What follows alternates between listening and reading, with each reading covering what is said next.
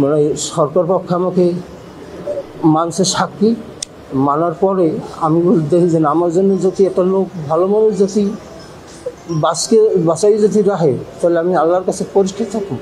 সাইদি সাহেবের আমরা পাইছি 1900 এই আপনার এই এমপিতে আসে, তখন সে আমার এলাকায় সে যখন আমার মায়ের কোলে বসবাস করছে, সেই রকম সে একটা ভালো লোক ছিল। সেই জন্য সেই লোকটা যদি আজ যদি একটা মিথ্যা মামলা যদি তারে ফাঁসাই দেয়, সেইটাকে সাক্ষীর জন্য আমি আসছি এলাম এই কোর্টে। তখন আমি অবহেলা হয়ে যাওয়ার পরে আমি খুব নির্যাতনে মুক্তিতে আমি এইভাবে এখন তার দীর্ঘ যাই নিয়ে গেছে কোনখানে আমি বলতে পারি না। এখান দিয়ে নিয়ে গেছে, নেওয়ার পরে আপনার এখানে প্রশাসনরা নেওয়ার পরে মানে আমার নাক মুখ আটকাইয়া কোথায় নিয়ে গেছে নিজেই আমি জায়গার কথা আমি বলতে পারবো না। দিন না রাত্রে মানে কোনো আমি আলো বাতাস পাইনি। কিছু সময় পরে একটা আলো পাইছি, আমি ছিলাম আমি 3 মাসের প্রায় আমি 13 দিন মানে কম ছিল। আমি ওইখানে রাখছি, ওইখান থেকে আবার চক্ষু বানিয়া আপনার নিয়ে গেছে আমাকে। এই অনেক সকালে গাড়িতে যে সমস্ত দিন আর কি এই গাড়িতে চালাইতে মানে বেলা শেষ থেকে বললেন আমার পেশাবে খুব মানে সমস্যাটা আমি পেশা করি। এবারে গাড়ি থামাইছে, তাহলে রাখ দিয়ে একটু পর থামাই। এই কিছু সামনে উঠে তো বলার পর সামনে থামাইছে, আমি সেই গাড়ির পাশেই আমি পেশাব করছি। পেশাব করিয়ে দেখার পরে দেখি যে মানে ডাইন দিকে বিসির অফিস, মানে বিসি বসা দেখি একটা বৈঠকখানের উঠান। তখন করে দেখি ওনানে আনিয়ে দিলেন আমার। আমি ব্যাপার হচ্ছে আমি ওদিকে আমি যাব না। কারণ না যাবি কিনা বল, না দেখেন আপনারা আমাকে এত কষ্ট না দিয়া আমাকে সে আপনারা মারি ফেলেন, আমার সহ্য হয় না। এরপর আমার দুইজনে হাত ধরে গিয়ে টানিয়ে নিয়ে বিসির হাতে দিয়েছে। দেওয়ার পর বিসি আমার 2 কান পাশে মারছে, এই জায়গায় মারি গিয়া লাথি দিয়েছে। এই হেঁটে বিচেন এখন বইকের এই অফিস ভিতরে অফিসে নিয়ে পিডিওরা দিয়ে বানিয়া আমাকে পিটেছে। আমি 2.5 ঘন্টা কিনবেন না বেইছিল। এই ধরেন হাতে আমার মাংস নেই, ডাইনেতে জয়েন্ট, মানে আমি খুব নির্যাতন করি। আমি বর্তমানে আমি আছি। তখন এই ট্রাইব্যুনালে আল্লামা দেলোয়ার হোসেন সাঈদীর মামলা চলছিল। প্রসিকিউশন পক্ষ আজকের এই সুখরঞ্জন বালিকে তাদের সাক্ষী হিসাবে পিক করেছিল পিরোজপুর থেকে। তাকে দীর্ঘ সময় সেফ জোনে রেখে সাক্ষী দেওয়ার জন্য, আল্লামা দেলোয়ার হোসেন সাঈদীর বিরুদ্ধে সাক্ষী দেওয়ার জন্য তাকে নানানভাবে প্রেশার ক্রিয়েট করছিল, তাকে হেনস্থা করছিল, তাকে শারীরিকভাবে লাঞ্ছনা করছিল। কিন্তু কোনোভাবেই যেহেতু উনি বলেছেন, আপনারা একটা জিনিস খেয়াল করে নিশ্চয়ই শুনেছেন যে উনি বলেছে যে ওনার ভাইকে যেদিন মেরেছে উনি এবং ওনার মা প্রত্যক্ষ সাক্ষী দেখেছেন। যারা মেরেছে সেই সিচুয়েশনগুলো উনি পরিষ্কার দেখেছেন এবং সেখানে সাঈদী সাহেবের কোনো উপস্থিতি ছিল না, যার কারণে উনি তার নামও আমরা পাই না। আল্লামা দেলোয়ার হোসেন সাঈদীর বিরুদ্ধে সাক্ষ্য দেওয়ার জন্য প্রসিকিউশন বারবার তাকে চাপ দিচ্ছিল, কিন্তু উনি টর্চারিং করেছে। কিন্তু টর্চার করা সত্ত্বেও উনি যেহেতু রাজি হচ্ছিলেন না, সেহেতু তাকে আর সাক্ষী হিসেবে উপস্থাপন করেনি। টাকার অফার দিয়েছিল, সেটা তো উনি রাজি হন।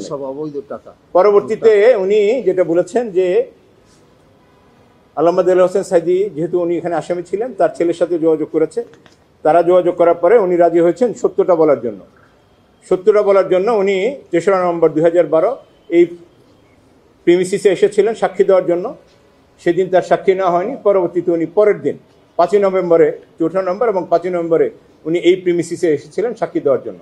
আজকের যেই জায়গায় আমরা দাঁড়িয়ে কথা বলছি, আল্লামা দেলোয়ার হোসেন সাঈদীর পুত্র মাসুদ সাঈদী সহ আমাদের আজকের প্রসিকিউটর অ্যাডভোকেট মিজানুল ইসলাম সাহেব সহ 2টি ভিন্ন ভিন্ন গাড়িতে ওনারা ঢুকছিলেন এখানে।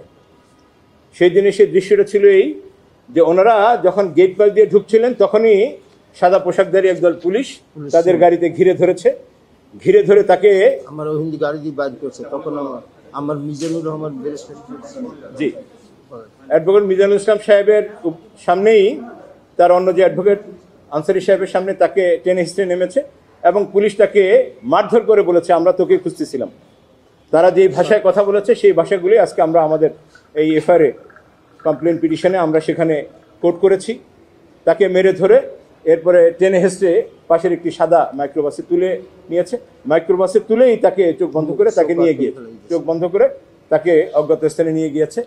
তিনি যেটা হিসাবটা বলেছেন যে 3 মাসের চেয়ে 13 দিন কম, তার মানে 2 মাস 17 দিন তাকে একটি অন্ধ প্রকোষ্ঠে তাকে বন্ধ করে রেখেছে। এই জায়গাটা কোথায় এটা তিনি বলতে পারেন না। ছোট্ট একটি কুঠুরি, তিনি যে বর্ণনা দিয়েছেন যে ছোট্ট একটু আলো শুধু ছিল আর কিছুই ছিল না।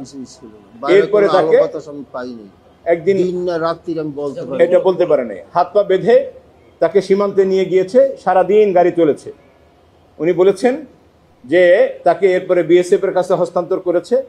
বিএসএফ জওয়ানরা তাকে 2 হাতে পিঠে, কানের নিচে পিঠে মেরেছে, মেরে তাকে ভারতীয় জওয়ানদের কাছে হস্তান্তর করে দিয়েছে।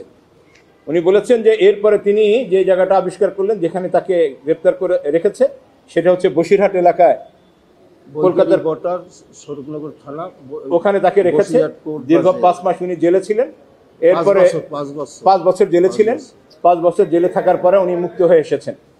আজকের এই পরিবর্তিত পরিস্থিতিতে উনি এই প্রিমিসিসের সাথে, এই ট্রাইব্যুনালের সাথে এবং রাষ্ট্রযন্ত্রে যারা দায়িত্বে ছিলেন তাদের সকলকে আসামি করে উনি একটি এফআইআর লঞ্চ করেছেন।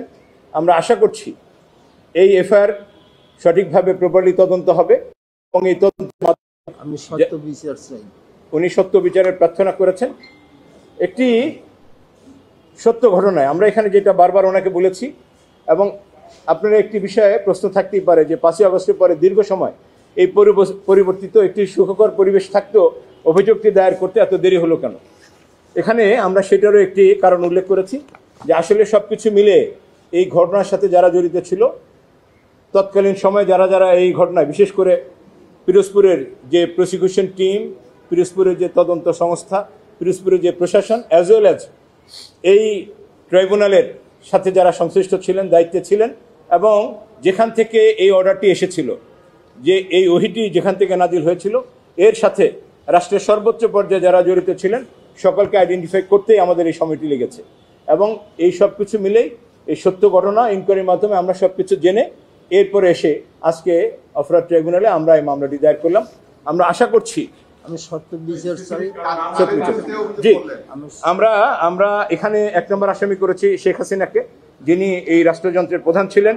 আমরা সুরেন্দ্র কুমার সিনহা, আপনারা নিশ্চয়ই জানেন, একটি কথা মনে আছে যে এসকেপি কেলেঙ্কারির সময় যে বিষয়টি ছিল যে কোনো একজন বিচারপতিকে, এই ট্রাইব্যুনালের চেয়ারম্যানকে, যাকে আমরা 3 নম্বর আসামি করেছি, যাকে উনি নির্দেশনা দিয়েছিলেন এই ঘটনার সাথে আমরা যেটুকু তথ্যপাত্র পেয়েছি, উনি যেহেতু সরাসরি জড়িত ছিলেন, সুরেন্দ্র কুমার সিনহা সাবেক প্রধান বিচারপতি, তাকে আমরা 2 নম্বর আসামি করেছি।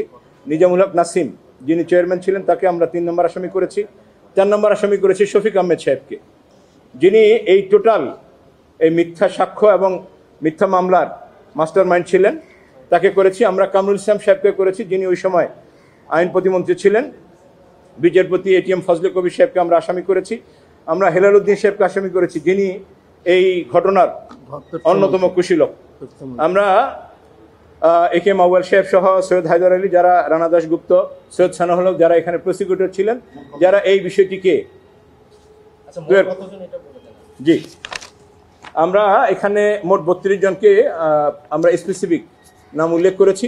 এছাড়াও আসামি যারা আছেন তদন্তে নিশ্চয়ই তাদের নামটি বের হয়ে আসবে। জি, নিজামুল হক নাসিম সাহেব আছেন, উনি 3 নম্বর আসামি হিসেবে আছেন।